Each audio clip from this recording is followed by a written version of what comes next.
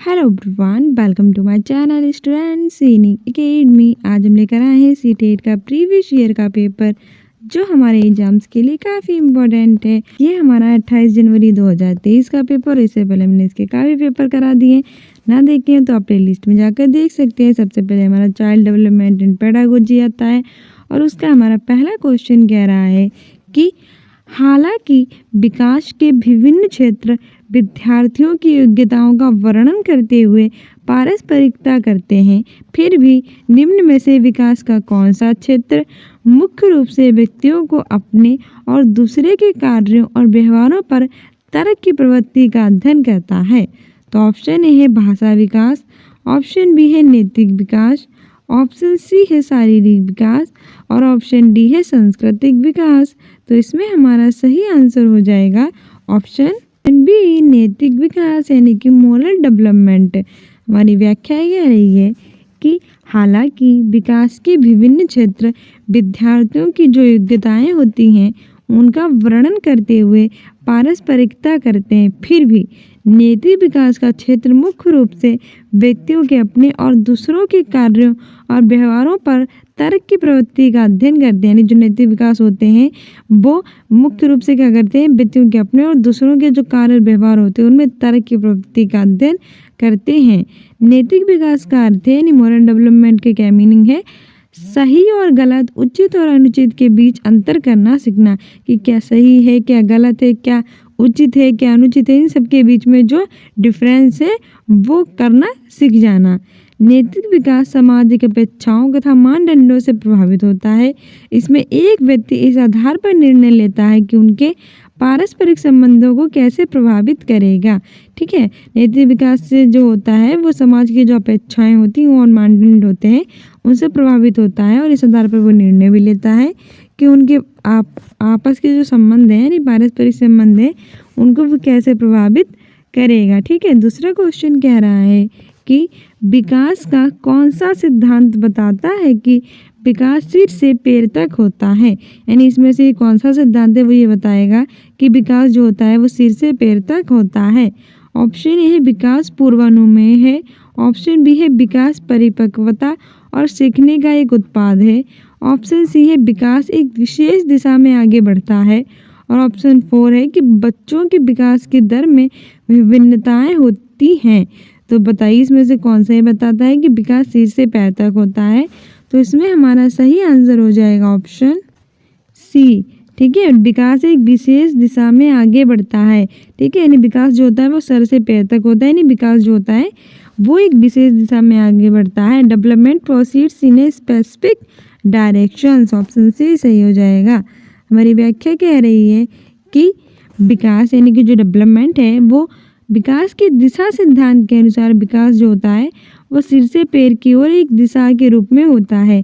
सर्वप्रथम यानी सबसे पहले बालक का सिर विकसित होता है तथा उसके बाद उसके पैर। ठीक है, यही बात उसके अंगों के नियंत्रण पर भी लागू होती है। अर्थात बालक जन्म के कुछ समय बाद जो सर होता है उसको उठाना प्रारंभ करता है। 9 महीने की आयु में वह सहारा लेकर बैठने लगता है। धीरे धीरे खिसक कर चलते चलते वह पैरों के बल 1 वर्ष की आयु तक खड़ा होने लगता है। ठीक है, पहले क्या होते हैं कि उसका सर विकसित होता है, फिर उसके पैर विकसित होते हैं और धीरे धीरे क्या होता है कि वो धीरे धीरे उठना चाहता है। 9 महीने की आयु में वो लोग उसे सहारा देते तब उठता है, फिर धीरे धीरे खिसक कर चलते चलते वह पैरों के बल पर 1 वर्ष तक वो खड़ा होकर भी चलने लगता है। ठीक है, वो खड़ा होने लगता है। आगे बढ़ते हैं। आगे हमारा कथन और तर्क वाला है। तक कथन कह रहा है कि अभिभावकों को बाल्यावस्था देखभाल से संबंधित चर्चा में शामिल करना चाहिए। जो हमारे अभिभावक होते हैं उन्हें बाल्यावस्था की देखभाल है उससे संबंधित जो चर्चा है उसमें शामिल कर लेना चाहिए। तर्क है कि बाल विकास पारिवारिक परिवेश से प्रभावित होता है। ठीक है, बाल विकास जो होता है वो किससे होता है, परिवार के प्रवेश से प्रभावित होता है। तो बताइए इसमें ए और आर दोनों सही हैं और आर ए की सही व्याख्या करता है। दूसरा कह रहा है कि ए और आर दोनों सही है लेकिन आर ए की सही व्याख्या नहीं है। तीसरा कह रहा है कि ये सही है लेकिन आर गलत है और चौथा कह रहा है कि ए और आर दोनों गलत हैं। तो इसमें हमारा सही आंसर हो जाएगा ऑप्शन ए और आर दोनों सही हैं और आर जो है वो ए की सही व्याख्या करता है। ठीक है, हमारी व्याख्या भी कह रही है कि अभिभावकों को बाल्यावस्था देखभाल से संबंधित चर्चा है उसमें शामिल करना चाहिए, जिससे कि बच्चों की कमियों, उनकी रुचियों और आवश्यकताओं को जाने तथा उसके अनुसार समाधान व अनुकूल सामग्री उपलब्ध करा सकें, जिससे कि ऐसे परिवेश का निर्माण कर सकें जिसमें बालक का अर्थपूर्ण अधिगम हो सके, क्योंकि बाल विकास पारिवारिक परिवेश से प्रभावित होता है। मतलब जब बाल्यावस्था से संबंधित कोई चर्चा हो रही है तो उसमें हमें अपने जो अभिभावक हैं उन्हें ज़रूर शामिल करना चाहिए, जिससे वो पता चला सके कि बच्चों में क्या कमियां हैं, क्या उनकी रुचियां हैं, क्या उनकी आवश्यकताएं होती हैं, सबको जान सके, उससे उस तरह का समाधान कर सके और उनके अनुकूल जो सामग्री है वो उपलब्ध करा सकें। ठीक है, तो ये और दोनों सही है और आर जो है वो एक ही सही व्याख्या करता है। चौथा क्वेश्चन कह रहा है कि जीन पियाजे के संज्ञानात्मक विकास सिद्धांत के अनुसार वर्ग समावेशन की अवधारणा बच्चों द्वारा किस चरण के दौरान प्राप्त की जाती है? ऑप्शन ए है मूरत संक्रियात्मक, ऑप्शन बी है संवेदी गामक, ऑप्शन सी है पूर्व संक्रियात्मक और ऑप्शन डी है औपचारिक संक्रियात्मक। तो सही आंसर हो जाएगा हमारा ऑप्शन ए मूरत संक्रियात्मक। ठीक है, जीन पियाजे ने संज्ञानात्मक विकास की 4 अवस्थाएं दी थी। उनके अनुसार वर्ग समावेशन की अवधारणा बच्चों द्वारा मूरत संक्रियात्मक में आ जाती है। ठीक है, ऑप्शन ए सही हो जाएगा। हमारी व्याख्या कह रही है कि जीन पियाजे के संज्ञानात्मक विकास सिद्धांत के अनुसार 7 से 11 वर्ष की आयु को हम मूरत संक्रियात्मक चरण कहते हैं। इस चरण में बच्चे वस्तुओं को समूह और उपसमूह में वर्गीकृत करने लगता है। इसमें क्या करता है बच्चा, जो कोई वस्तु होती है उसको समूह या फिर उपसमूह में क्या कर देता है, वर्गीकृत कर देता है तथा संख्या, क्षेत्रफल और आयतन के संरक्षण की क्षमता विकसित कर लेते हैं तथा उनमें भार, नाप तोल की जानकारी व समझ जो है वो आ जाती है। इस चरण में बच्चों में वर्ग समावेशन की अवधारणा भी आ जाती है तथा वे एक साथ एक ही समय पर विभिन्न बिंदुओं पर ध्यान केंद्रित करने में भी सक्षम इसी चरण में हो जाते हैं। जीन पियाजे ने 4 अवस्थाएं दी थी और इसका मैंने शॉर्ट्स भी बनाया, ना देखा हो तो देख लेना। सबसे पहले ये थी संवेदी गामक अवस्था जो कि 0 से 2 वर्ष तक थी। फिर थी पूर्व संक्रियात्मक अवस्था जो 2 से 7 वर्ष तक थी। फिर थी मूरत संक्रियात्मक अवस्था जो 7 से 11 वर्ष तक थी। फिर आमूरत संक्रियात्मक अवस्था जिसे औपचारिक संक्रियात्मक अवस्था भी कहते हैं, ये 11 से किशोर अवस्था तक थी। ठीक है, और ये चारों अवस्थाओं के बारे में एग्जाम में पूछ लेता है कि कितनी अवस्थाएं दी, 4 दी, कौन कौन सी दी है, तो इसके बारे में मैंने आपको बता ही दिया है, शॉर्ट भी बना रखा है, तो देख लेना। पूछ रहा था इनमें से कौन सी नहीं दी, तो जो नहीं दी वो उसको, इसमें से जो नहीं है वो नहीं दी। ठीक है, आगे मेरा अगला क्वेश्चन कह रहा है कि जीन पियाजे के संज्ञानात्मक विकास सिद्धांत के अनुसार किस चरण पर अधिकतर बच्चे परिकल्पनात्मक रूप से सोचने लगते हैं? ऑप्शन ए है संवेदी गामक, ऑप्शन बी है पूर्व संक्रियात्मक, ऑप्शन सी है मूरत संक्रियात्मक, ऑप्शन डी है औपचारिक संक्रियात्मक। संवेदी गामक 0 से 2 वर्ष, पूर्व संक्रियात्मक 2 से 7 वर्ष, मूरत संक्रियात्मक जिसे अनौपचारिक संक्रियात्मक कहते हैं 7 से 11 वर्ष और औपचारिक संक्रियात्मक जिसे हम आमूरत संक्रियात्मक कहते हैं ये 11 से किशोर अवस्था तक। तो इसमें हमारा सही आंसर हो जाएगा ऑप्शन डी औपचारिक संक्रियात्मक अवस्था।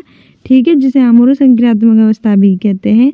जीन पियाजे के संज्ञानात्मक विकास सिद्धांत के अनुसार इसी चरण पर अधिकतर बच्चे परिकल्पनात्मक रूप से सोचने लगते हैं। ठीक है, हमारी व्याख्या कह रही है कि जीन पियाजे के संज्ञानात्मक विकास सिद्धांत के अनुसार औपचारिक संक्रियात्मक चरण पर जो बच्चे होते हैं वो परिकल्पनात्मक रूप में सोचने लगते हैं और ये अवस्था 11 से 15 वर्ष तक की आयु में होती है।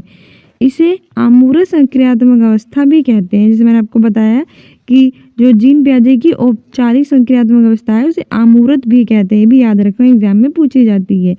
इस चरण में बच्चों की जो मानसिक क्षमता होती है वो अधिकतम स्तर पर विकसित किया जा सकता है, यानी बच्चों की जो मानसिक क्षमता होती है इसी अवस्था में अधिकतम स्तर पर उसे विकसित कर सकते हैं, जिससे वे काल्पनिक व निगमनात्मक तर्क करने में सक्षम हो जाते हैं। इस अवस्था में बच्चों में आमूरत सोच विकसित होती है और वे गणितीय समस्याओं की जो संरचना है उसको भी समझने लगते हैं। ठीक है, हमारे अगला क्वेश्चन कह रहा है कि Lev Vygotsky, Lev Vygotsky, Jean पियाजे, हार्वर्ड गार्डनर, इनसे क्वेश्चंस पूछे जाते हैं। लेव वाइगोत्स्की के विचारों के अनुसार विद्यार्थियों के समीपस्थ विकास का क्षेत्र पाने में मदद करने के लिए एक अध्यापिका को क्या करना चाहिए? ऑप्शन ए है दंड देना चाहिए, ऑप्शन बी है पुरस्कार, ऑप्शन सी है स्कैफोल्डिंग यानी कि पहाड़, ऑप्शन डी है नकारात्मक प्रतिपुष्टि यानी कि निगेटिव फीडबैक। नेगेटिव फीडबैक बिल्कुल नहीं, दंड बिल्कुल नहीं और पुरस्कार भी नहीं। यहाँ पे हमारे स्कैफोल्डिंग यानी कि पहाड़ देना चाहिए। ठीक है, कोई बच्चा अगर कोई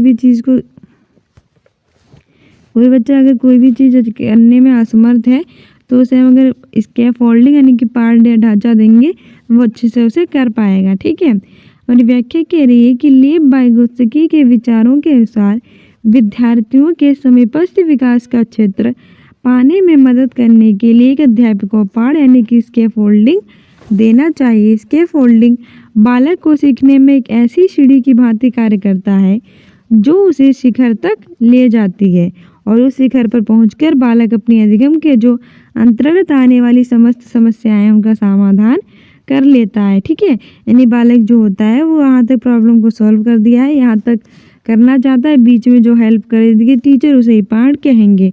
ठीक है, और ये पहाड़ छात्र के अनुभव, कौशल और ज्ञान का उत्तम विकास करने हेतु बहुत ही ज़रूरी होता है। अगर हम इतनी हेल्प नहीं करेंगे वो आगे जीवन में कैसे बढ़ पाएगा। इसीलिए इसके अंतर्गत छात्र क्रमबद्ध रूप से अपना संज्ञानात्मक विकास करते हैं। इसके लिए बच्चों की हेल्प करनी चाहिए। ठीक है, यानी पहाड़ या ढांचे का प्रयोग लेव वाइगोत्स्की ने देने के लिए कहा है। अगला क्वेश्चन कह रहा है कि लेव वाइगोत्स्की ने देश विकास में वृद्धि देश के इस्तेमाल पर बल दिया है। तो ऑप्शन ए है शारीरिक पारस्परिकता, ऑप्शन बी है नैतिक पुरस्कारों, ऑप्शन सी है सामाजिक स्मृति सहायक विधियों और ऑप्शन डी है संज्ञानात्मक सांस्कृतिक उपकरणों। तो बताइए लेव वाइगोत्स्की ने देश विकास में वृद्धि देश के इस्तेमाल पर बल दिया है। सही आंसर हो जाएगा option D cultural tools cognitive, यानी कि लेव वाइगोत्स्की ने संज्ञानात्मक विकास में वृद्धि हेतु सांस्कृतिक उपकरणों के इस्तेमाल पर बल दिया है। ठीक है, हमारी व्याख्या कह रही है कि लेव वाइगोत्स्की ने अपने संज्ञानात्मक विकास में वृद्धि हेतु सांस्कृतिक उपकरणों के इस्तेमाल पर बल दिया जाता है। इनके सिद्धांतों को सामाजिक सांस्कृतिक सिद्धांत भी कहते हैं। इनके सिद्धांतों को क्या कहते हैं? सामाजिक सांस्कृतिक सिद्धांत। क्योंकि बालक का विकास समाज के द्वारा होता है। कि बालक का विकास कैसे होता है? हमारे समाज के द्वारा, तथा सामाजिक अंतःक्रिया के द्वारा ही बालक ज्ञान के अनुभव को प्राप्त करता है। और समाज में जो अंतःक्रिया होती है उसके द्वारा बालक जो होता है वो ज्ञान के अनुभव को प्राप्त करता है। बालकों के विकास का महत्वपूर्ण आधार जो होता है वो सामाजिक अंतःक्रिया, सांस्कृतिक उपकरण जो लैंग्वेज यानी कि भाषा होती है वो होती है, जिसके द्वारा बालक का संज्ञानात्मक व संपूर्ण विकास होता है। हमारा अगला क्वेश्चन कह रहा है कि निम्नलिखित में से किसने बच्चों में नैतिक विकास के सिद्धांत का प्रस्ताव रखा? ऑप्शन ए है कॉर्नाड लॉरेंज, ऑप्शन बी है सिगमंड फ्रायड, ऑप्शन सी है लॉरेंस कोहलबर्ग, ऑप्शन डी है एरिक एरिक्सन। तो बताइए इसमें से वो कौन थे जिन्होंने बालकों के नैतिक विकास के सिद्धांत का प्रस्ताव रखा? सही आंसर हो जाएगा हमारा ऑप्शन सी लॉरेंस कोहलबर्ग। ठीक है, क्योंकि जो लॉरेंस कोहलबर्ग है, देखो ये भी एग्जाम के लिए इम्पोर्टेंट है, जरा इसको देख लो अच्छे से। लॉरेंस कोहलबर्ग ने बच्चों में नैतिक विकास के सिद्धांत का प्रस्ताव रखा। इन्होंने अपने इस सिद्धांत को 3 स्तरों 6 चरणों में विभाजित किया। तो पूछ लेंगे लॉरेंस कोहलबर्ग के सिद्धांतों के कितने स्तर थे? तो 3 स्तर थे। कितने चरण थे? तो 6 चरण थे। पहला था पूर्व परंपरागत स्तर जो कि 4 से 10 वर्ष तक था। इसमें दंड और आज्ञा पालन अभिविन्यास, सहायक विनिमय अभिविन्यास था। दूसरा है परंपरागत स्तर जो कि 10 से 13 वर्ष तक था। इसमें अच्छा लड़का अच्छी लड़की अभिविन्यास और कानून और व्यवस्था अभिविन्यास है। तीसरा है उत्तर परंपरागत स्तर, ठीक है, और इसमें सामाजिक अनुबंधन उपन्यास यानी कि सार्वभौमिक सिद्धांत है। तो लॉरेंस कोहलबर्ग ने कितने स्तर दिए? 3। कितने चरण दिए? 6। पहला था पूर्व परंपरागत स्तर, दूसरा था परंपरागत स्तर, तीसरा था उत्तर परंपरागत स्तर। पहला था 4 से 10 वर्ष, दूसरा था 10 से 13 वर्ष, तीसरा था 13 से आगे वर्ष के लिए। ठीक है, पहले में दंड और आज्ञा पालन था, सहायक विनिमय था, दूसरे में अच्छा लड़का अच्छी लड़की थी और कानून और व्यवस्था थी, और त्यागे में सामाजिक अनुबंधन और सार्वभौमिक सिद्धांत था। ठीक है, आगे बढ़ते हैं। आगे हमारा अगला क्वेश्चन कथन और तर्क वाला है।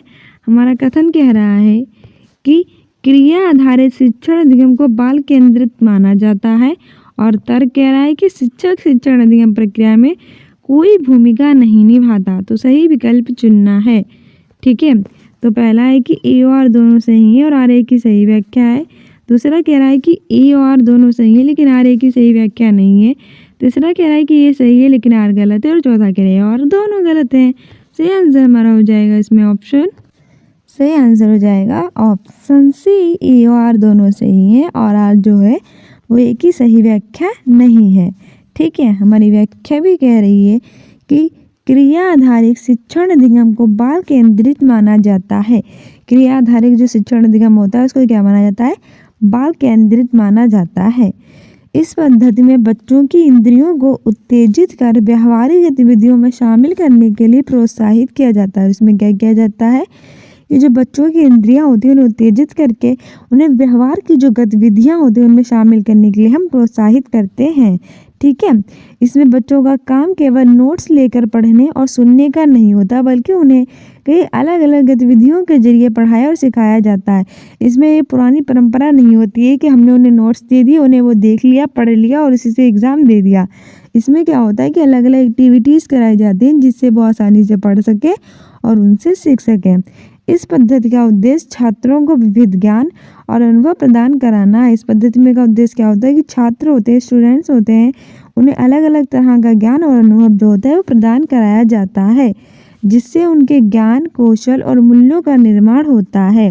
ठीक है, इस पद्धति में शिक्षक भी बच्चों की अधिगम प्रक्रिया में एक बहुत ही महत्वपूर्ण भूमिका निभाते हैं। इसलिए ये सही है लेकिन आर जो है वो गलत है। अगला क्वेश्चन कह रहा है कि बहुबुद्धि सिद्धांत कहलाता है कि ऑप्शन ए है कि बुद्धि विभिन्न प्रकार की हो सकती है, intelligence can be of different types. Option B है बुद्धि को तेज नहीं किया जा सकता, intelligence can not be accelerated. Option C है बुद्धि को सटीक रूप से मापा जा सकता है। चौथा कह रहा है कि सभी व्यक्तियों में बुद्धि स्तर एक समान है। तो एक समान तो होता नहीं है क्योंकि सभी लोगों की बुद्धि स्तर अलग अलग होता है। ठीक है, बहुबुद्धि सिद्धांत का मतलब वही बुद्धि को तेज नहीं किया जा सकता, नहीं कर सकते हैं, सटीक रूप से मापा बिल्कुल नहीं माप सकते। तो ऑप्शन यही सही हो जाएगा, बुद्धि विभिन्न प्रकार की हो सकती है। ठीक है, हमारा जो हार्वर्ड गार्डनर है उन्होंने बहुबुद्धि सिद्धांत दिया है, ये भी याद रखना। बहुबुद्धि का सिद्धांत हार्वर्ड गार्डनर द्वारा प्रस्तुत किया गया, जिसमें इन्होंने बताया कि बुद्धियों का अस्तित्व होता है, प्रत्येक बुद्धि एक दूसरे से स्वतंत्र रहकर कार्य करती है। इन्होंने 8 प्रकार की बुद्धि का वर्णन किया है। तो हार्वर्ड गार्डनर ने कितने प्रकार की बुद्धि दी है? 8 प्रकार की। इन्होंने बहुबुद्धि सिद्धांत किया। उनके 8 प्रकार की बुद्धि थी: भाषागत बुद्धि, तार्किक गणितीय बुद्धि, संगीतात्मक बुद्धि, देशिक बुद्धि, शारीरिक गति संवेदी बुद्धि, अंत व्यक्तित्व बुद्धि, अंतः व्यक्तित्व बुद्धि, प्रतिवादी बुद्धि। ठीक है, ये उनकी बुद्धियाँ थीं। अगला क्वेश्चन कह रहा है कि लेव वाइगोत्स्की भाषा को किस प्रकार देखते हैं? तो जो लेव वाइगोत्स्की थे उन्होंने लैंग्वेज को किस प्रकार देखा था? ऑप्शन ए है कि भाषा अधिगम प्रक्रिया में बाधक है, नहीं बाधक तो नहीं हो सकती। दूसरा है कि भाषा एक सांस्कृतिक उपकरण है जो अधिगम को सुसाधित करता है। तीसरा कह रहा है कि भाषा चिंतन प्रक्रिया में अर्थहीन है, अर्थहीन भी नहीं है। चौथा कह रहा है कि भाषा जैविक परिपक्वता का एक नगण्य अंश है, ये भी नहीं है। सही आंसर हो जाएगा ऑप्शन बी, भाषा एक सांस्कृतिक उपकरण है जो हमारे अधिगम को सुसाधित करता है। ठीक है, लेव वाइगोत्स्की भाषा को इसी प्रकार से देखते हैं। हमारी व्याख्या कह रही है कि लेव वाइगोत्स्की भाषा को एक सांस्कृतिक उपकरण के रूप में देखते हैं जो अधिगम को सुसाधित करती है। वाइगोत्स्की एक ऐसे मनोवैज्ञानिक थे जिन्होंने सामाजिक सांस्कृतिक सिद्धांत का प्रतिपादन किया था। ठीक है, लेव वाइगोत्स्की ने कौन सा सिद्धांत दिया था? सामाजिक सांस्कृतिक सिद्धांत। इस सिद्धांत के अनुसार बालक का विकास समाज के द्वारा होता है, और इस सिद्धांत के द्वारा क्या होता है कि जो बालक होते हैं उनका विकास समाज के द्वारा होता है। सामाजिक अंतःक्रिया के द्वारा ही बालक ज्ञान को प्राप्त करता है तथा अपने विचार या भाषा का विकास करता है, अर्थात भाषा भी हमारी सामाजिक अंतःक्रिया के द्वारा ही सीखता है। इस प्रकार सामाजिक अंतःक्रिया बालकों के विकास का महत्वपूर्ण आधार है, जिसमें बालक का संज्ञानात्मक, शारीरिक और सामाजिक विकास होता है। अगला क्वेश्चन कह रहा है, लड़कों के लिए नीले रंग के कपड़े और लड़कियों के लिए गुलाबी रंग के कपड़े खरीदना किसे बढ़ावा देता है। यानी कि काफ़ी दिनों से कह रहे हैं, काफ़ी लोग कहते हैं कि अगर बॉयज़ हो तो इनके लिए नीले रंग के लो और अगर गर्ल्स है इनके लिए गुलाबी रंग के लो, क्योंकि लड़कियों को गुलाबी रंग पसंद होता है और लड़कों के लिए गुलाबी रंग नहीं होता है, उन्हें के लिए तो येलो रंग होता है। तो ऑप्शन ए है कि लिंग रूढ़िवादिता को बढ़ावा देता है। ऑप्शन बी है लड़के और लड़कियों के आनुवंशिक लक्षण। ऑप्शन सी है लिंग तरलता और ऑप्शन डी है लिंग चयन। ये तो हमारा ये हो जाएगा नो डाउट लिंग रूढ़िवादिता। ये चीज़ लिंग रूढ़िवादिता को बढ़ावा देती है। हमारी व्याख्या कह रही है कि लड़कों के लिए नीले रंग के कपड़े और लड़कियों के लिए गुलाबी रंग के कपड़े खरीदना लिंग रूढ़िवादिता को बढ़ावा देता है। लिंग रूढ़िवादिता किसी व्यक्ति के बारे में उनके लिंग के आधार पर बनाई गई वे धारणा है जो समाज में उसकी विशेषताओं, उनके व्यवहारों और जिम्मेदारियों को लिंग के अनुसार ही परिभाषित करती है। वे स्त्री पुरुष व लड़कों लड़कियों में भेद उत्पन्न करती है। इस धारणा द्वारा पुरुष को घर का काम करता धरता माना जाता है, इसलिए उनकी शिक्षा को महत्व दिया जाता है तथा लड़कियों और स्त्रियों से अपेक्षा की जाती है वे घरेलू कार्य करें। मतलब वही बात जो काफ़ी दिनों से चली आ रही है, डकियानुसी बातें कि अगर आप गर्ल्स हो तो आप घर का काम करने में आपको महारत हासिल होनी चाहिए, रोटी कपड़ा सब कुछ आपको आना चाहिए, और जो अगर आप लड़के हैं तो आपको बाहर का काम करना चाहिए, ठीक है, पैसे कमा के लाना चाहिए। चाहे आप घर में अच्छा काम कर लेते हैं या नहीं, अगर शेफ बनना चाहते तो आपको नहीं बनने दिया जाएगा, ठीक है। ये लिंग रूढ़िवादिता होता है। अगला क्वेश्चन कह रहा है कि अंग्रेजी विषय की एक शिक्षिका सरिता ने देखा कि जो कक्षा में पढ़ाती हैं उसे सीखने के स्तर पर विद्यार्थी विभिन्नताएं दिखाते हैं, इसीलिए सरिता को चाहिए कि वे है कि शिक्षण के एक समान तरीके का पालन करें ताकि सीखने में व्यक्तिगत अंतर कम हो। दूसरा कह रहा है कि छात्रों के पालन के लिए बहुत सख्त नियम बनाएं, सीखने में सुधार के लिए अपने शिक्षण में विभिन्न प्रकार के अनुभवों को शामिल करें।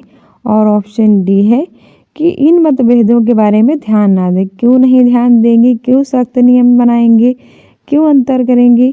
सही आंसर तो ऑप्शन सी ही हो जाएगा कि सीखने में सुधार के लिए शिक्षण में विभिन्न प्रकार के जो अनुभव हैं उनको शामिल करें। अगर वो अनुभव शामिल करेंगे तो बच्चे से बच्चे सीख पाएंगे। हमारी व्याख्या कह रही है कि अंग्रेजी विषय की एक शिक्षिका सरिता ने देखा कि कक्षा में जो वह पढ़ाती है उसे सीखने के स्तर पर जो विद्यार्थी हैं वो विभिन्नताएं दिखाती हैं, इसलिए सरिता को क्या चाहिए कि वे सीखने में सुधार के लिए अपने शिक्षण में अलग अलग प्रकार के अनुभव को शामिल करें, जिससे बच्चे अपने स्तर के अनुभव शिक्षण को प्राप्त कर सके और एक प्रभावशाली कक्षा का निर्माण कर सकें। अगला क्वेश्चन कह रहा है कि मूल्यांकन का मुख्य उद्देश्य क्या होना चाहिए। ऑप्शन ए है विद्यार्थियों का नामीकरण, ऑप्शन बी है समान योग्यता आधारित विद्यार्थियों का समूहीकरण, ऑप्शन सी है विद्यार्थियों की अधिगम प्रगति को समझना और ऑप्शन डी है कम अंक पाने वाले विद्यार्थियों का अवरोधन। तो नामीकरण नहीं होना चाहिए और ये भी नहीं होना चाहिए अवरोधन। विद्यार्थियों की अधिगम प्रगति को समझना और समान योग्यता आधारित विद्यार्थी समूहीकरण भी नहीं होना चाहिए। सही आंसर हो जाएगा option C understanding progress of students, यानी कि जो बच्चे हैं उनकी हमें अधिगम प्रगति को समझना चाहिए, ठीक है। तो ऑप्शन सी सही हो जाएगा। हमारी व्याख्या कह रही है कि मूल्यांकन वह प्रक्रिया है जिसके आधार पर हम किसी छात्र के ज्ञान का आकलन करते हैं। मूल्यांकन क्या होता है? मूल्यांकन वह एक प्रक्रिया होती है जिसके आधार पर हम क्या करते हैं कि कोई भी जो छात्र होते हैं उनके ज्ञान का आकलन करते हैं। इसका उद्देश्य विद्यार्थियों के अधिगम प्रगति को समझना, शैक्षणिक उपलब्धियों और छात्रों के प्रेरणा स्तर में सुधार लाना, प्रभावी शिक्षण के लिए शिक्षार्थी की विविध शिक्षण आवश्यकताओं को खोजना और उनका निदान करना है। नैदानिक और उपचारात्मक शिक्षण के माध्यम से सीखने को बढ़ावा देता है, ठीक है। अगला क्वेश्चन कह रहा है कि मूल्यांकन की प्रक्रिया में विद्यार्थियों को शामिल करके मूल्यांकन की प्रकृति में किस प्रकार का बदलाव आता है। ऑप्शन ए है अधिगम का मूल्यांकन, अधिगम के लिए मूल्यांकन हो सकता है। ऑप्शन बी रचनात्मक मूल्यांकन, योगात्मक मूल्यांकन में बदल जाता है। ऑप्शन सी है व्यापक मूल्यांकन अव्यापक मूल्यांकन में बदल जाता है। और चौथा है कि सतत मूल्यांकन असतत मूल्यांकन के बदल जाता है। जाएगा option A assessment of learning to assessment for learning, यानी अधिगम का मूल्यांकन अधिगम के लिए मूल्यांकन हो जाता है। ठीक है, इसकी व्याख्या कह रही है कि मूल्यांकन की प्रक्रिया में विद्यार्थियों को शामिल करने पर अधिगम का मूल्यांकन अधिगम के लिए मूल्यांकन में परिवर्तित हो जाता है, क्योंकि अधिगम के लिए आकलन मूल्यांकन का एक प्रकार होता है जो छात्रों को स्वयं सीखने में उनकी सक्रिय भागीदारी के लिए अवसर प्रदान करता है। ठीक है, ये छात्रों की रुचियों उनकी योग्यताओं को जानने में सहायता करता है, जबकि अधिगम का आकलन में शिक्षक पूरी संकल्पना पर अध्ययन करवाने के बाद अंत में आकलन करता है। इसे विद्यार्थियों को शामिल नहीं किया जा सकता। ठीक है, हमारा अगला क्वेश्चन कह रहा है कि हाशिए पर स्थित वंचित वर्ग से आने वाले विद्यार्थियों के समावेशन में मदद करने के लिए एक अध्यापिका को क्या करना चाहिए। ऑप्शन ए है कि सभी छात्रों के बीच अपनेपन की भावना को बढ़ावा देना चाहिए। ऑप्शन बी है कक्षा के सामने उनकी कमजोरी को उजागर करना चाहिए। ऑप्शन सी है उन्हें एक अलग सेक्शन में पढ़ाना चाहिए। और ऑप्शन डी है सभी छात्रों के लिए मानकीकृत पाठ्यक्रम का प्रयोग करना चाहिए। देखो, मानकीकृत पाठ्यक्रम होगा नहीं, अलग सेक्शन अलग थलग उन्हें करना नहीं है। उनकी कमजोरियों को कक्षा के सामने उजागर करना बिल्कुल सही बात नहीं है, तो हमारा ऑप्शन ए ही सही हो जाएगा। ये सभी छात्रों के बीच अपनेपन की भावना को बढ़ावा देना चाहिए। ठीक है, हमारी व्याख्या कह रही है कि हाशिए पर स्थित वंचित वर्ग से आने वाले विद्यार्थियों के समावेशन में मदद करने के लिए एक अध्यापिका को चाहिए कि वे सभी छात्रों में अपनेपन की बढ़ावा दें। यानी क्या होता है कि जो टीचर होती है वो अगर अलग अलग वर्गों से लोग आ रहे हैं, स्टूडेंट्स आ रहे हैं, तो क्या करना चाहिए कि विद्यार्थियों के समावेशन में मदद करने के लिए सभी छात्रों में क्या करना चाहिए कि अपनेपन की भावना को बढ़ावा देना चाहिए। ठीक है, इससे क्या होंगे कि जो बच्चे होंगे वो बिना किसी हिचक के अपनी जो समस्याएं हैं, जो रुचियां हैं और अरुचियां हैं, उनको अध्यापक के सामने प्रस्तुत करेंगे। उन्हें बिल्कुल डर नहीं होगा और वो अध्यापक को बता पाएंगे कि उनमें क्या रुचि है, क्या समस्या है, क्या उनकी अरुचियाँ हैं। ठीक है, जिससे कि वे उसी अनुसार शिक्षण कार्य को संपन्न करें तथा बच्चों की समस्याओं का निवारण करेंगे। बच्चों की कक्षा में पूर्ण भागीदारी का समावेशन को सुनिश्चित करेगा। ठीक है, इससे पता चलेगा कि कक्षा में सभी बच्चों की पूर्ण भागीदारी हो रही है। अगला क्वेश्चन कह रहा है कि कक्षा में एक दृष्टिबाधित से जूझते विद्यार्थी के समावेशन को बढ़ावा देने के लिए अध्यापिका को क्या करना चाहिए। ऑप्शन ए है कि जानकारी का मौखिक विवरण देना चाहिए। ऑप्शन बी है संप्रत्यय के विवरण हेतु चार्ट दिखाना चाहिए। ऑप्शन सी है सांकेतिक भाषा का प्रयोग करना चाहिए। और ऑप्शन डी है उनकी तरफ बार बार देखना चाहिए। तो एक दृष्टिबाधित से जूझते विद्यार्थी के समावेशन को बढ़ाने के लिए उनकी तरफ बार बार देखोगे, ये तो बिल्कुल गलत बात है। व्यक्ति पहले से ही दृष्टिबाधित से जूझ रहा है और उसके समावेशन को बढ़ावा देने के लिए उसके बार बार देखोगे तो गलत है। ठीक है, जानकारी का चार्ट दिखाना चाहिए, चार्ट भी गलत हो जाएगा, बहुत दृष्टिबाधित, चार्ट नहीं दिखाना चाहिए। मौखिक विवरण देना चाहिए, बिल्कुल सही है। जानकारी का हमें क्या देना चाहिए, मौखिक विवरण देना चाहिए। ठीक है, आगे बढ़ते हैं। हमारी व्याख्या कह रही है कि कक्षा में एक दृष्टिबाधित यानी ऐसे बच्चा जो कि दृष्टिबाधित अच्छे से दिखाई नहीं देता है, वो उससे जूझ रहा है, तो उसके समावेशन के लिए हमें क्या करना चाहिए कि अध्यापिका को जानकारी का जो मौखिक विवरण है वो देना चाहिए। अगर वो बोलकर कहेगी तो क्या होगा कि जो बच्चा देख नहीं सकता है वो अच्छे से सुन तो सकता है ना, उसकी सुनने की क्षमता अधिक होती है तो वो उसे अच्छे से सुन पाएंगे, इसलिए मौखिक विवरण देना चाहिए जिससे छात्रों को अधिगम करने में कठिनाई का सामना ना करना पड़े। इससे क्या होगा कि जो छात्र होंगे उन्हें अधिगम करने में कठिनाई का सामना नहीं करना पड़ेगा। ठीक है, क्योंकि दृष्टिबाधिता से जूझते छात्रों को लिखित तथ्यों विवरणों को देखने में अत्यंत ही समस्या होती है, उन्हें बहुत ही ज़्यादा प्रॉब्लम होती है, जिससे कि वे एक समुचित समझ नहीं विकसित कर पाते हैं। अतः मौखिक विवरण उन्हें अनेक पूर्ण शिक्षण को करने व समझ विकसित करने में मदद करता है।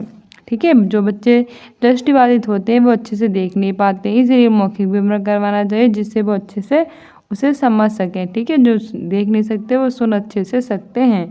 अगला क्वेश्चन कह रहा है कि एक विशिष्ट अधिगम असमर्थता पठन वैकल्य यानी कि डिसलेक्सिया की क्या विशेषता है? ऑप्शन ए है कि लेख के बोध कठिनाई, ऑप्शन बी है चलने में कठिनाई, ऑप्शन सी है मौखिक संप्रेषण में कठिनाई, ऑप्शन डी है खाने में कठिनाई। तो ये खाने में कठिनाई, मौखिक संप्रेषण में, चलने में ये कोई नहीं होगा। उसे डिफिकल्टी किस में होगी? लेख के बोध कठिनाई में होगी। ठीक है, difficulty in compression of text में होगी। ठीक है, एक जो पठन वैकल्य यानी ऐसा व्यक्ति जिसे डिसलेक्सिया है उसे लेख के बोध में कठिनाई होगी। हमारी व्याख्या भी कह रही है कि डिसलेक्सिया या पठन वैकल्य एक अधिगम विकलांगता है जिसका प्रकटीकरण मुख्य रूप से वाणी या लिखित भाषा के दृश्य अंकन की कठिनाइयों के रूप में होता है। डिसलेक्सिया में क्या होता है कि आपने एक मूवी देखी होगी तारे ज़मीन पर, उसमें जो ईशान होता है उसको अच्छे से दिखाई नहीं देता है, मतलब ऐसा उसे लगता है कि जो उसके वर्ड्स हैं वो उल्टे हैं या फिर उसके सामने नाच रहे हैं, तो उसे ऐसा ही होता है डिसलेक्सिया वाले बच्चों को। ठीक है, उसे लिखने में और समझने में बहुत ज़्यादा कठिनाई होती है। यह समस्या विशेष तौर पर मनुष्य निर्मित लेखन प्रणालियों को पढ़ने में होती है, यानी कुछ लिखा हुआ होता तो बच्चे अच्छे से पढ़ नहीं पाते हैं। ठीक है, अतः लेख के बोध में कठिनाई एक विशिष्ट अधिगम असमर्थता क्या कहलाती है? डिसलेक्सिया यानी पठन वैकल्य कहलाती है। अगला क्वेश्चन कह रहा है हमारा कि वंचित समूह से आने वाले छात्रों की सहायता के लिए स्कूल में निम्नलिखित में से कौन सी सुविधा प्रदान करने की आवश्यकता है? ऐसे बच्चे जो वंचित समूह से आ रहे हैं, अगर हम उनकी हेल्प करनी चाहिए तो क्या इसके लिए हमें क्या करना होगा? कौन सी सुविधा प्रदान करनी होगी स्कूल में? ऑप्शन ए है कि विषयों के चयन में लचीलापन प्रदान करना होगा, ऑप्शन बी है कक्षा के सभी बच्चों के लिए समान शैक्षिक कार्यक्रम लागू करना होगा, ऑप्शन सी है उन्हें किसी विशेष स्कूल में प्रवेश लेने के लिए बाध्य करना होगा, और ऑप्शन डी कह रहा है कि उन्हें उसी स्कूल के अलग सेक्शन में पढ़ाना। देखो भैया, एक तो वंचित समूह से आ रहे तो उन्हें अलग सेक्शन में पढ़ाना सही बात नहीं है। विशेष स्कूल में प्रवेश करने के लिए बाध्य क्यों करेंगे भैया? और कक्षा के सभी बच्चों के लिए समान शैक्षिक कार्यक्रम लगना कि विषयों के चयन में लचीला प्रदान करना। सही आंसर हो जाएगा इसमें हमारा ऑप्शन ए, विषयों के चयन में लचीलापन प्रदान करना। ठीक है, ऑप्शन ए सही हो जाएगा। वे बच्चे जो वंचित समूह से आ रहे हैं उनके लिए हम विषयों में लचीलापन प्रदान कर सकते हैं। हमारी व्याख्या कह रही है कि वंचित समूह से आने वाले बच्चों की सहायता के लिए स्कूलों को चाहिए कि वे विद्यार्थियों को विषयों के चयन में लचीलापन प्रदान करें, जिससे कि जो छात्र होंगे वो विविधता के साथ सीख सकेंगे, क्योंकि विशिष्ट वातावरण में वंचित बच्चे स्वयं को कुंठित महसूस करते हैं। क्या होता है कि विशिष्ट यानी कि वो जो बच्चे होते हैं अगर वो कोई मतलब वंचित समूह से आते हैं तो उन्हें अलग थलग डाल दिया जाए तो उन्हें ऐसा लगेगा कि वो एक अलग तरह से आए तो बहुत ही ज़्यादा कुंठित महसूस करेंगे। इसके अतिरिक्त अगर उन्हें एक साथ शिक्षा दें, अच्छे से शिक्षा दें, उनके विषयों में लचीलापन करें तो वो अच्छे से सीख पाएंगे। अतः इनके शिक्षण में आवश्यक है कि इनके सामाजिक संस्कृति पृष्ठभूमि को ध्यान में रखते हुए उनके अनुसार उन्हें शिक्षण कार्य कराना चाहिए। ठीक है, अगला क्वेश्चन कह रहा है कि यदि ट्विंकल अपने बाएं हाथ से लिखती है तो उसकी शिक्षिका को क्या करना चाहिए? ऑप्शन ए, उसे बाएं हाथ का उपयोग करने के लिए हतोत्साहित करें, ऑप्शन बी है उसे अपनी पसंद का प्रयोग करने दें, ऑप्शन सी है इसकी रिपोर्ट स्कूल काउंसलर को दें, और ऑप्शन डी है उसे दाहिने हाथ का उपयोग करने के लिए मजबूर करें। तो भैया ये तो एक टीचर का काम नहीं है कि बच्चों को मजबूर कर दो, और स्कूल काउंसलर को रिपोर्ट क्यों करेंगे? और हतोत्साहित तो बच्चों को बिल्कुल करना ही नहीं चाहिए, उन्हें हर बात के लिए प्रोत्साहित करना चाहिए, अच्छी बातों के लिए। ठीक है, तो हमारा सही आंसर हो जाएगा option B, allow her to exercise her choice, उन्हें उसे अपनी पसंद का प्रयोग करने दें। ठीक है, अगर उसे बाएं हाथ से लिखना पसंद है तो बाएं हाथ से लिखने दो, अगर वो दाएं हाथ से पसंद करती तो उसे दाएं हाथ से करने देते, उसकी अपनी पसंद थी। ठीक है, यदि ट्विंकल अपने बाएं हाथ से लिखती है तो उसकी शिक्षिका यानी टीचर को उसकी पसंद के अनुसार हाथ का उपयोग करने की उसे अनुमति दे देनी चाहिए। ठीक है, बिल्कुल इसमें किसी भी प्रकार का उसे आपत्ति नहीं जतानी चाहिए। ये उन्हें बहुत आवश्यक व्यक्तिगत आराम और स्वायत्तता प्रदान कर सकता है, जो शिक्षण सीखने की प्रक्रिया का एक महत्वपूर्ण कारक है। किसी भी तरह से लेखन में उपयोग किए जाने वाले हाथ छात्रों को सीखने की क्षमता और गुणवत्ता को बिल्कुल प्रभावित नहीं करते। इसलिए लेखन में किसी विशेष हाथ का उपयोग करने का निर्णय छात्रों को पूरी व्यक्तिगत पसंद होनी चाहिए। ऐसा नहीं है कि तुम दाएं हाथ से लिखोगे तुम अच्छा लिख पाओगे या फिर तुम बाएं हाथ से लिखोगे तुम टॉप करोगे, ऐसा कुछ नहीं होता है। इसमें कोई भी फ़र्क नहीं पड़ता है कि आप किस हाथ से लिखते हैं। जैसे आपकी इच्छा हो उस हाथ से आपको लिखना चाहिए। टीचर को ना अपने बच्चों को स्वतंत्रता देनी चाहिए कि वो जिसका चाहे उसका प्रयोग कर सकते हैं। ठीक है, अगला क्वेश्चन हमारा कथन और कारण वाला है और कह रहा है कथन कि एक अध्यापिका द्वारा विद्यार्थियों को समूह में काम करने और सहपाठियों संग चर्चा द्वारा सीखने के लिए प्रेरित करना चाहिए। और तर्क है कि अधिगम एक सामाजिक प्रक्रिया है। तो आपको एक सही विकल्प चुनना है। हमारा पहला है कि ए और आर दोनों सही हैं और आर एक की सही व्याख्या करता है। दूसरा है कि ए और आर दोनों सही हैं लेकिन आर एक की सही व्याख्या नहीं है। तीसरा है कि ये सही है लेकिन आर गलत है। और चौथा ए और दोनों गलत है। सही आंसर हो जाएगा हमारा ऑप्शन ए और आर दोनों सही है और जो आर है वो एक की सही व्याख्या करता है। ठीक है, हमारी व्याख्या भी कह रही है कि एक अध्यापिका द्वारा विद्यार्थियों को समूह में काम करने और सहपाठियों संग चर्चा द्वारा सीखने के लिए प्रेरित करना चाहिए क्योंकि अधिगम एक सामाजिक प्रक्रिया है। अच्छा, कॉमन सी बात है, जो अधिगम यानी कि जो लर्निंग होती है वो समाज से ज़्यादा अच्छे से होती है क्योंकि वो एक सामाजिक प्रक्रिया होती है। इसीलिए अगर जो विद्यार्थी होगा यानी जो स्टूडेंट्स होगा वो समूह में कार्य करेगा, साथ ही अपने सहपाठियों के साथ चर्चा करेगा तो वो सीखने के लिए और भी ज़्यादा प्रेरित होगा। वो नई नई चीज़ें सीखेगा, अपने विचार भी अच्छे से एक्सप्रेस कर पाएगा। ठीक है, जिसमें बच्चा सामाजिक अंतःक्रिया करते हुए संज्ञानात्मक यानी कॉग्निटिव, सामाजिक यानी कि सोशल व भाषा का विकास करता है। ठीक है, इसी तरह बच्चे का सामाजिक और संज्ञानात्मक, सामाजिक और भाषा विकास सभी तरह से होता है। देखो, एक दूसरे से वो भाषा भी सीखता है, समाज में कैसे क्या करना है वो भी सीखता है, साथ ही उसका माइंड भी बहुत अच्छे से डेवलप होता है और वो अच्छे से एक दूसरे के साथ भी एक्सप्रेस कर सकता है। तो बच्चों को अगर कमरे में अकेला बंद कर दोगे तो वो पागल सा हो जाएगा क्योंकि उसे समझ में ही नहीं आएगा कि किससे वो अपनी बातों को एक्सप्रेस करे। लेकिन अगर वो समाज के साथ रहेगा, बच्चों के साथ खेलेगा तो उसका सामाजिक, मानसिक, शारीरिक सारा विकास होगा। ठीक है, और इस प्रकार समाज में रहकर वह आपसी सहयोग यानी आपस में सहयोग करना, सद्भावना और नैतिकता के गुणों को भी सीखता है और उसके प्रभावी व्यक्तित्व के निर्माण में मदद करता है। बिल्कुल सही बात है, वो समाज में बच्चों के साथ खेल खेल कर क्या करता है, अपना समाज में सहयोग का, सद्भावना और नैतिकता उसके सारे विकास होते हैं। इसीलिए उसके जो है वो बच्चों के साथ उन्हें खेलना चाहिए। ठीक है, तो हमारा ये और दोनों सही है और यार जो है वो एक ही सही व्याख्या करता है। अगला क्वेश्चन कह रहा है कि प्रभावशाली और अर्थपूर्ण अधिगम को बढ़ावा देने के लिए निम्न में से किनका प्रयोग करना चाहिए। अगर आप प्रभावशाली और अर्थपूर्ण अधिगम है उसको बढ़ावा देना चाहते हैं तो इसके लिए किसका प्रयोग करना चाहिए। ऑप्शन ए है एग्जाम्पल्स यानी उदाहरण, ऑप्शन बी है नॉन एग्जाम्पल्स यानी कि गैर उदाहरण, ऑप्शन सी है समरूपता और ऑप्शन डी है नकारात्मक पुनर्वलन। तो है कि केवल एक को बढ़ावा देना चाहिए, दूसरा कह रहा है कि एक और दो को बढ़ावा देना चाहिए, तीसरा कह रहा है कि पहले दूसरे तीसरे को बढ़ावा देना चाहिए और चौथा कह रहा है कि पहले दूसरे और चौथे को बढ़ावा देना चाहिए। तो बताइए, प्रभावशाली और अर्थपूर्ण अधिगम को बढ़ावा देने के लिए भी किसको प्रयोग करना चाहिए। नकारात्मक नहीं सकारात्मक पुनर्वलन, तो ये तो हट जाएगा और IB वाला इसमें भी है और किसी में नहीं है। चलो आगे देख लो, गैर उदाहरण यानी कि नॉन एग्जाम्पल्स, हाँ ये देने चाहिए, नॉन एग्जाम्पल्स नहीं देने चाहिए, एग्जाम्पल्स देने चाहिए। नॉन एग्जाम्पल्स क्या होता है, अब मुझे लगता है दोनों देने चाहिए। ठीक है, तो ये और दोनों हो सकता है, तो आई थिंक ऑप्शन सी ही सही हो जाएगा। ठीक है, तो हमारा कौन सा सही हो जाएगा, ऑप्शन सी, क्योंकि एग्जाम्पल्स और नॉन एग्जाम्पल्स आप दोनों दे सकते हैं।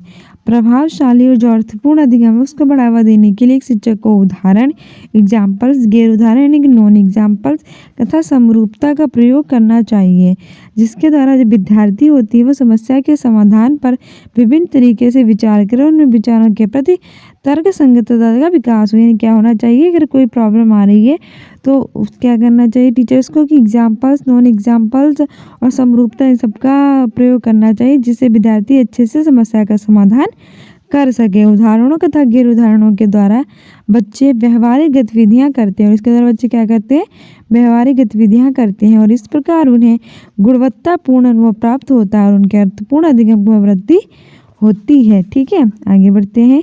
आगे हमारा अगला क्वेश्चन कह रहा है कि एक संरचनावादी कक्षा में अधिगम को किस प्रकार देखा जाना चाहिए। तो एक संरचनावादी कक्षा में कैसे देखते हैं अधिगम को। ऑप्शन है केवल ज्ञान का पुनरुत्पादन, केवल आ गया है तो ये हटा दो। वास्तविक जीवन से वियोजित, हाँ हो सकता है। शास्त्रीय अनुकूलन का परिणाम नहीं। वातावरण से सक्रिय पारस्परिकता और संपर्कता, ये भी हो सकता है। तो इसमें हमारा सही आंसर हो जाएगा ऑप्शन है केवल ज्ञान का पुनरुत्पादन, बिल्कुल नहीं। मोर केवल आ गया तो हट जाएगा, निगेटिव है। वास्तविक जीवन से वियोजित, वास्तविक जीवन तो ठीक है, वियोजित मतलब डिस्कनेक्ट कर दो उसे रियल लाइफ से, बिल्कुल नहीं। जबकि हमें रियल लाइफ से तो कनेक्ट करना चाहिए। शास्त्रीय अनुकूलन का परिणाम गलत। ऑप्शन डी हमारा है वातावरण से सक्रिय पारस्परिकता यानी कि संपर्क, बिल्कुल सही बात है। ऑप्शन डी ही सही हो जाएगा। ठीक है, हमारी व्याख्या भी कह रही है कि एक संरचनावादी कक्षा का तात्पर्य उस कक्षा से है जो इस विचार पर आधारित है कि सार्थक अधिगम तब होता है जब शिक्षार्थी सक्रिय रूप से अपने स्वयं के ज्ञान का निर्माण करते हैं। तो संरचनावादी कक्षा का तात्पर्य किस कक्षा से होता है। ऐसा क्लासरूम जिसमें सार्थक अधिगम तब होता है जब शिक्षार्थी जो होते हैं वो क्या करते हैं, सक्रिय रूप से अपना जो ज्ञान होता है उसका निर्माण करते हैं।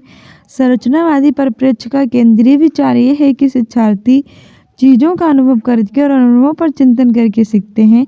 अतः एक संरचनावादी कक्षा में अधिगम को वातावरण से सक्रिय पारस्परिकता, सक्रिय संपर्क का परिणाम के रूप में देखा जाता है। ठीक है, अगला क्वेश्चन कह रहा है कि निम्न में से कौन सी युक्ति विद्यार्थियों के जानकारी को लंबे समय तक याद रखने में मदद करेगी। ऑप्शन ए है कि जानकारी से संबंधित बेमतलब शब्दों का समूह बनाना। ऑप्शन बी है जानकारी को अव्यवस्थित रूप में प्रस्तुत करना। ऑप्शन सी है जानकारी से संबंधित दृश्य रूपों को समरूपक बनाना। ऑप्शन डी है जानकारी को बिना किसी संदर्भ के प्रस्तुत करना। तो हमारा सही आंसर हो जाएगा इसमें ऑप्शन सी, जानकारी से संबंधित दृश्य रूपों को समरूपक बनाना। ठीक है, हमारी व्याख्या भी कह रही है कि जानकारी से संबंधित दृश्य रूपों को समरूपक बनाने की युक्ति विद्यार्थियों को जानकारी को लंबे समय तक याद रखने में क्या करेगी, हेल्प करेगी। क्योंकि शुरुआती कक्षाओं में छात्र आमूरत जो धारणाएं होती हैं उनको समझने के लिए पर्याप्त रूप से परिपक्व जो होते हैं वो नहीं होते हैं। अतः जब उन्हें मूर्त रूप से चीज़ों को दिखाया और समझाया जाता है तब से उन जानकारियों को लंबे समय तक वो याद रख पाते हैं। जैसे जब शिक्षक पशुओं की समझ देने के लिए विभिन्न जानवरों के रंगीन चित्र बनाते हैं, छात्रों को पशुओं के नाम सूचीबद्ध करने के लिए कहते हैं तो पशुओं के नाम बताते हैं। जो बच्चों को पशुओं को देखने का एक वास्तविक अनुभव प्राप्त होता है, मूर्त अनुभव मिलन के बाद बच्चे उन जानकारियों को और उनके लंबे समय तक नाम याद रख सकते हैं। ठीक है, इससे क्या होता है कि बच्चों में मूर्त समझ विकसित होती है और बच्चे उनके नामों को लंबे समय तक याद रख पाते हैं। ठीक है, अगला क्वेश्चन कह रहा है कि यदि एक शिक्षक विद्यार्थियों में समस्या समाधान क्षमताएं विकसित करना चाहता है तो उसे निम्न में से किससे बचना चाहिए। मान लीजिए एक टीचर है, वो क्या चाहता है कि जो बच्चे हैं उनमें समस्या समाधान की जो क्षमताएं हैं वो विकसित हों, तो उसके लिए टीचर को क्या करना चाहिए। तो आप मान लीजिए टीचर हैं, तो आप आगे टीचर बनेंगे तो आप क्या करेंगे, अपने ऊपर रखकर देखिए। ऑप्शन ए है कि समस्या को ठीक समझने के लिए विद्यार्थियों को प्रेरित करेंगे, हाँ प्रेरित कर सकते हैं। दूसरा कह रहा है कि अगला क्वेश्चन कह रहा है कि यदि एक शिक्षक विद्यार्थियों में समस्या समाधान क्षमताएं विकसित करना चाहता है तो उसे निम्न में से किससे बचना चाहिए। देखो बचना चाहिए मतलब उसे क्या नहीं अपनाना चाहिए। Which of the following should be avoided. ठीक है, avoided by a teacher if he wants to promote if he as well she wants to promote problem solving abilities in his students। अगर आप टीचर हैं तो आप किससे बचेंगे अगर आप समस्या समाधान की क्षमताएं अपने बच्चों में विकसित करना चाहते हैं। ऑप्शन ए है कि समस्या को ठीक समझने के लिए उन्हें विद्यार्थियों को प्रेरित करेंगे। हाँ, ये तो कर सकते हैं कि आप मोटिवेट कर सकते हैं स्टूडेंट्स को उनकी प्रॉब्लम्स को अंडरस्टैंड करने के लिए। ठीक है, अगला कह रहा है कि दूसरा कह रहा है कि विद्यार्थियों को समस्या के विभिन्न पहलू देखने के लिए प्रोत्साहित करेंगे। बिल्कुल सही, आप उन्हें इंकरेज भी कर सकते हैं जो प्रॉब्लम्स हैं उनको देखने के लिए। तीसरा कह रहा है कि विद्यार्थियों में व्यवस्थित कार्य करने की आदत विकसित करना। और चौथा कह रहा है कि विद्यार्थियों को प्रेरित करना कि कार्य को जैसे भी हो जल्दी करें। बिल्कुल गलत बात है, जैसे हम कार्य के बिना सोचे समझे किसी भी कार्य को जल्दी करने के लिए बिल्कुल नहीं कहेंगे। जबकि हम उनके प्रोत्साहित करेंगे और व्यवस्थित करने की आदत भी उनमें विकसित करेंगे। तो इसमें हमसे गलत पूछा है कि किससे बचना चाहिए, तो ऑप्शन डी ही सही हो जाएगा कि हमें इस वाली आदत से बचना चाहिए जल्दी जल्दी किसी भी कार्य को करने के लिए। ठीक है, तो हमारी व्याख्या करी कि यदि एक शिक्षक विद्यार्थियों में समस्या समाधान क्षमताएं विकसित करना चाहता है तो उसे विद्यार्थियों को जल्दी से कैसे भी कार्य को करने की प्रेरित से बचना चाहिए। क्या होता है कि जो बच्चे होते हैं वो किसी भी कार्य को अच्छे से समझे, इसके लिए हमें उसे प्रोत्साहित करना चाहिए, ना कि उन्हें ये कहना चाहिए कि जल्दी से जल्दी अपने काम को पूरा कर लो बिना समझे। तो ये तो गलत होगा ना, तो इससे हमें बचना चाहिए। इस प्रक्रिया में छात्र कार्य को पूर्ण करने की इच्छा से कार्य नहीं करते, अब जो उनका उद्देश्य कार्य को निपटाना हो जाता है। अगर हम कहेंगे बच्चों को तुम 1 घंटे में सारा काम कर लो, तो बच्चे 1 घंटे में कर तो लेंगे, तो इसका मुख्य उद्देश्य यही होगा कि वो उस काम को निपटाना चाहते हैं, ना कि उससे कुछ सीखना चाहते हैं। जबकि उन्हें स्वतंत्र रूप से अगर हम सीखने देंगे तो वो कार्य को अच्छे से सीखेंगे बिना किसी लिमिटेशन के। ठीक है, जो कि उन पर नकारात्मक प्रभाव डालता था। शिक्षक को चाहिए कि छात्रों से इन आदतों को विकसित ना करें, जैसे कि समस्या को ठीक से समझने के लिए विद्यार्थियों को प्रेरित करें। बिल्कुल सही बात है, एक प्रॉब्लम उसको ठीक से वो समझ पाए उसके लिए हमें क्या करना चाहिए, उसे प्रेरित करना चाहिए। विद्यार्थियों को समस्या के विभिन्न पहलुओं को देखने के लिए हम उसे प्रोत्साहित कर सकते हैं और विद्यार्थियों में व्यवस्थित कार्य करने की आदत भी विकसित कर सकते हैं। ठीक है, अगला क्वेश्चन कह रहा है कि विद्यार्थियों की त्रुटियों के संबंध में अध्यापिका को ऑप्शन ए नकारात्मक पुनर्वलन द्वारा त्रुटियों को कम करना चाहिए। नकारात्मक पुनर्वलन मैंने आपको कहा था ये नहीं हो सकता। ऑप्शन बी है दंड द्वारा, दंड तो बिल्कुल नहीं देना चाहिए। तीसरा कह रहा है कि उन अधिगम कमियों को खोजना चाहिए जिनकी वजह से त्रुटियां हुई हैं। बिल्कुल बहुत अच्छा हमारा ऑप्शन है कि find out the learning gaps causing errors, यानी कि किसकी वजह से एरर हो रहे हैं उनकी हमें कमियों को खोजना चाहिए। और चौथा कह रहा है कि इग्नोर द एरर्स, यानी त्रुटियों की उपेक्षा कर देनी चाहिए, बिल्कुल नहीं करनी चाहिए। तो ऑप्शन सी ही सही हो जाएगा। और हमारी व्याख्या भी कह रही है कि विद्यार्थियों की जो त्रुटियां हैं, जो गलतियां हैं, उनको संबंध में अध्यापिका को उन अधिगम कमियों को खोजना चाहिए जिनकी वजह से गलतियां हो रही हैं, जिससे क्या होगा उनका उपचार अच्छे से होगा और वो दोबारा कोई भी गलती नहीं करेंगे। ठीक है, अगला क्वेश्चन कह रहा है कि संज्ञान और भावनाएं हैं, यानी कि cognition and emotions are, option A है एक दूसरे से स्वतंत्र हैं, ऑप्शन बी है एक दूसरे से कभी कभार संबंधित हैं, ऑप्शन सी एक दूसरे से परस्पर संबंधित है, और ऑप्शन डी है कि वातावरणीय कारकों द्वारा प्रभावित नहीं है। सही आंसर हो जाएगा ऑप्शन सी, एक दूसरे से परस्पर संबंधित है। ठीक है, संज्ञान और भावनाएं क्या है, वो एक दूसरे से संबंधित हैं। हमारी व्याख्या कह रही है कि भावना एक मानसिक स्थिति है जो भय, क्रोध, प्रेम आदि से जुड़ी हुई है। तो भावना क्या है, हमारी मानसिक एक स्थिति है जो किससे जुड़ी हुई है, हमारे भय, क्रोध, प्रेम, इन सबसे जुड़ी हुई है।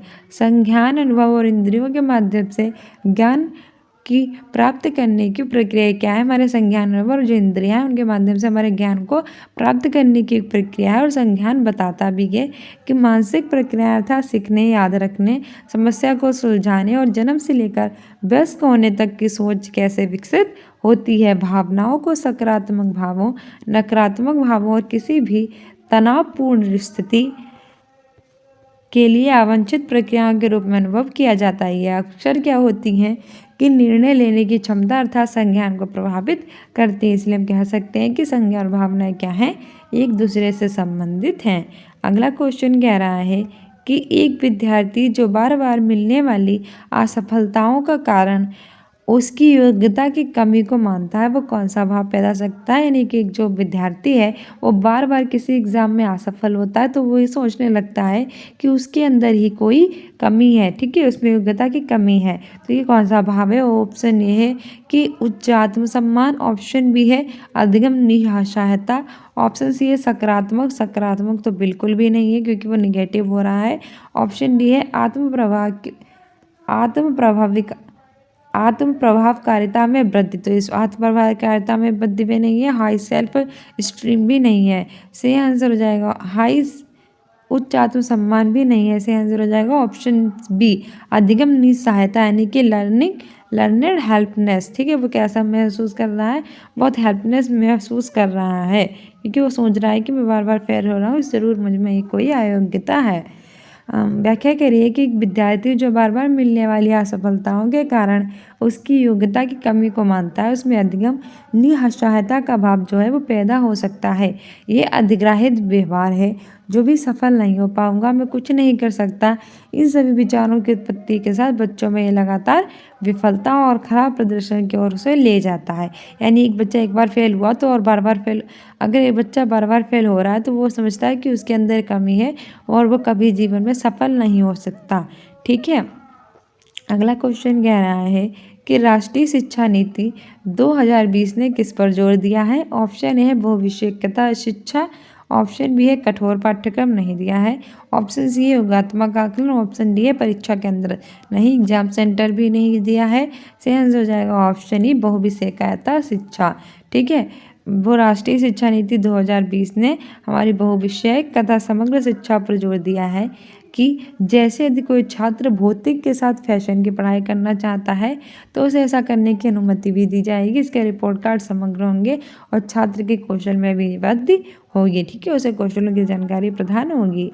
अगला क्वेश्चन कह रहा है कि अधिगम को नकारात्मक रूप से प्रभावित करता है। ऑप्शन ए कुपोषण, ऑप्शन बी उत्सुकता, ऑप्शन सी अभिसंज्ञान, ऑप्शन डी है महारत उन्मुखी। तो अभिसंज्ञान, उत्सुकता और महारत उन्मुखी ये तीनों तो पॉजिटिव में होंगे, इसने निगेटिव में पूछा तो ऑप्शन ए सही हो जाएगा कि पोषण जो होता है वो व्यक्ति को निगेटिव रूप से प्रभावित करता है। हमारी व्याख्या कह रही है कि कुपोषण का तात्पर्य किसी व्यक्ति की ऊर्जा या पोषक तत्वों के सेवन में कमियों या फिर असंतुलन से है।